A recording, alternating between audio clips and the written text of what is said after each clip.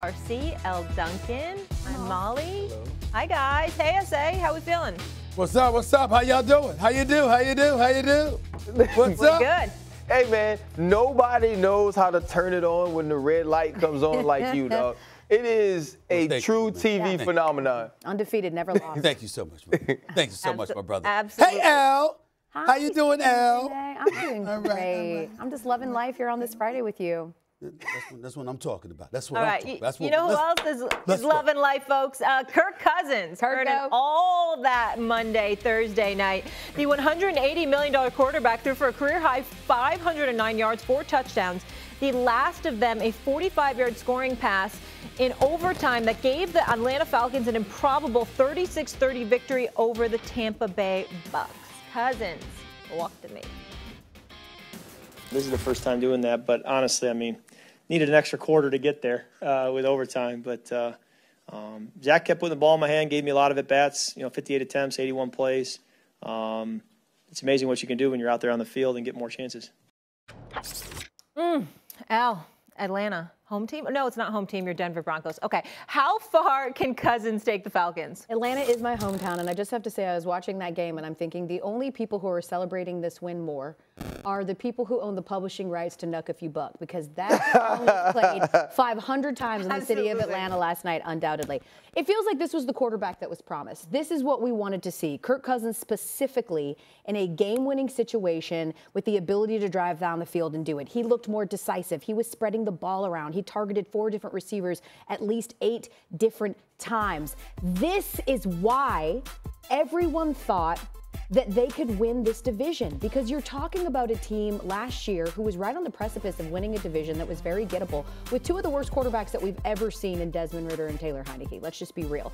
And unfortunately for Kirk Cousins to this point of the season, he just hadn't been the reason that they were winning. In fact, I'm thinking about the Saints game last week, and he almost seemingly tried to give it away by throwing a couple of ducks there towards the end before Younghoe could get involved. This was huge for a Falcons team that hasn't seen this kind of ability to stay in a game and steer the game the way that you want it to since Matt Ryan in his heyday. This was a huge win for Atlanta and a huge win for the naysayers like me, who a couple of weeks ago thought that Kirk Cousins was headed for a bench.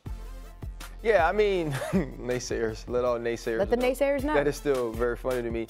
I think, when Elle says this is the quarterback that was promised, this was probably a better quarterback than was promised, which is why it's such a great night for the Atlanta Falcons. When you watch Kirk Cousins walk off of that field after that field goal to go into overtime, you can see how excited Raheem Morris was. And then when you see him walk off the field after the walk-off touchdown, you can see that Raheem Morris felt validated, and this is the reason why I brought Kirk Cousins here. It doesn't matter that I go draft Michael Penix. Is that I understood what Drake London could be. I understood what Kyle Pitts could be. I knew who Bijan Robinson was. Darnell Mooney has now emerged. And last night, it didn't matter who Kirk was throwing it to. He knew exactly where they were going to be. We haven't seen that sort of anticipation from him since he's been in Atlanta. We haven't seen him be that comfortable with people around his legs, with the pocket collapsing on him.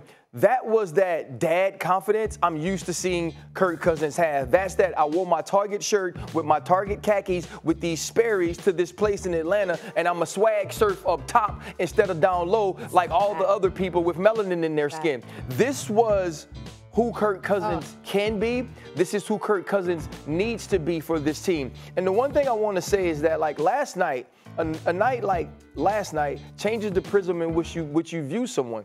Because now I view Kirk Cousins' season as this. Not the guy that was underachieving, not the guy that couldn't find himself, but the dude who led the drive against the Philadelphia Eagles to win the game. Right. The dude who, even after not scoring all game, led the drive to beat the New Orleans Saints to win the game. And now the guy who throws for over 500 yards on the night that Matt Ryan, one of the best quarterbacks in Atlanta Falcons history, was inducted into the Ring of Honor, throws for 500 yards, the most ever by that team, and finds a way to win. And now you believe you have your dude.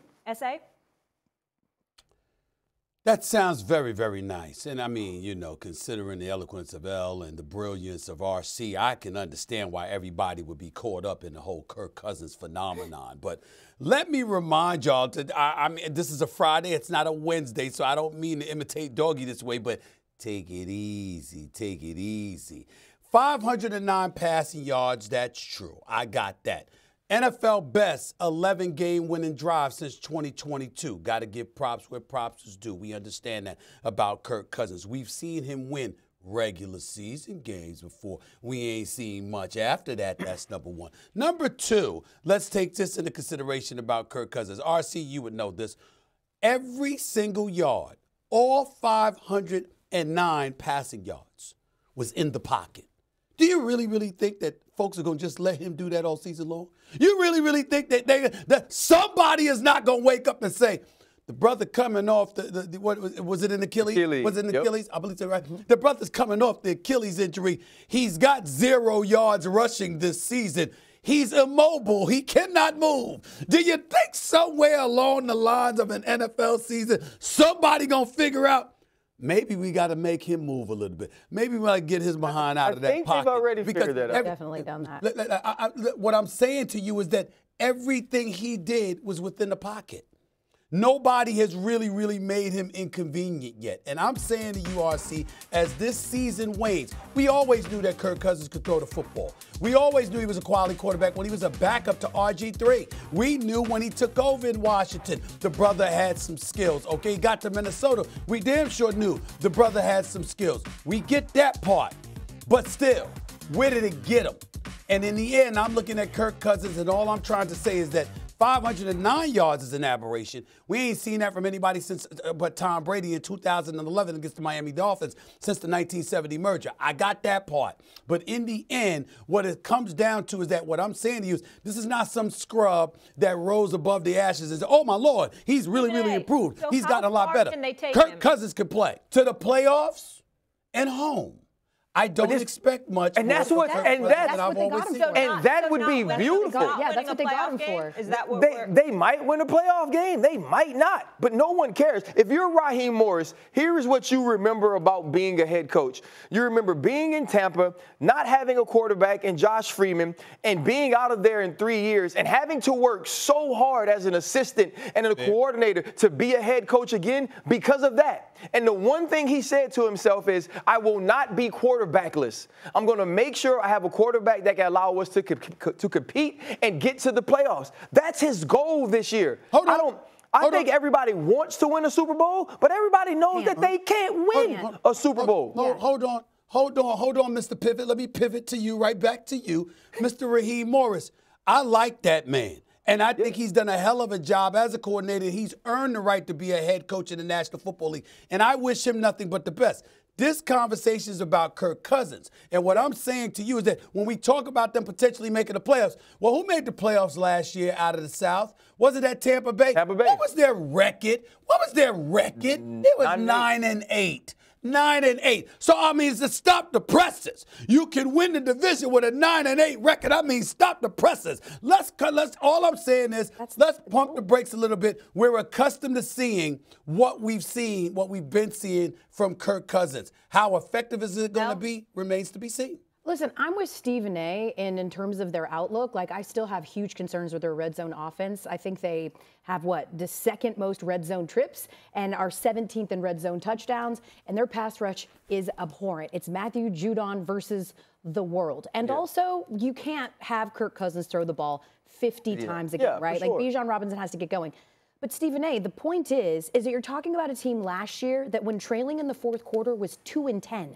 Already this year, they're 3-2 in those circumstances and situations. If the question coming in to this season was, is Kirk Cousins worth the money, and does he give you an opportunity to compete, something that the Falcons have not done for years since Matt Ryan left, then the answer is undoubtedly yes. I don't think anyone is handicapping this team as a Super Bowl contender. But the point was, every single week they get a little bit better, and this was the best version of Kirk Cousins that we've seen in Atlanta Falcons uniform. And for the people that felt like he wouldn't be able to bounce back, I'm with you. People are going to blitz, they're going to bring pressure, make him uncomfortable, and all of those other things. But he was asked to do the task at hand, and that's exactly what he did yesterday. And so we're going to talk about how well he did. I just don't recall anybody question whether or not Kirk Cousins could do his job in the regular season. I don't have that recollection. Everybody that talks about Kirk Cousins, they like, yo, he's a really good quarterback. He can do things for you in the regular season. And then when the postseason arrives, we comparing him to Dak Prescott. That's what I remember. He's won now, some last games night we was didn't game. know the Falcons would win this season. Why Dak had to catch it straight on? We're gonna talk about that later. I'm just saying. I'm just speaking facts, my brother. We talking football, and I'm speaking facts. I'm saying to you that was the word that was out on Kirk Cousins. Guess what? The word is still out. What we're talking about, Elle, with your soliloquy, is the Atlanta Falcons and how they've changed. And I got that part. Yes. I got that part. But to me, this is about Kirk Cousins. I'm looking at him, and I'm saying, what am I going to expect from you? Let me ask you this, Stephen A. If you are dying of thirst in the desert and someone offers you a drink, are you going to ask if the water is unfiltered or not? Of course you're not. You're just going to take the damn water. And that is literally where the Falcons are at this point. They were an aimless ship, a rudderless ship without a quarterback. Now they've got a quarterback, and the Michael Penix questions, at the very least, have been quieted for a season, and they can actually let him sit. And I think that when you're asking a Falcons team, this isn't the Chiefs, moral victories matter in Atlanta. They do, especially when you consider that they were a bad pass interference call away from potentially beating the Chiefs as well. No, you're right, Elle, but Stephen A. might ask if it's filtered and came from a glass bottle, honestly, and if oxygen was mixed into it. I'm just telling you the truth. Are there electrolytes? That's not true. That's not true. But don't let true. the facts get in the way with Molly. Don't even worry about Stephen it. A., it is so I'm not true. falling for that one. I can't wait till you're back in studio. Everybody knows that applies to you instead of me. Everybody knows that. To show everyone the water you drink. You're back Monday? Great. I'll have those bottles right front and center. I will be in the house You Monday. know I'm Yes, speaking I will. the truth.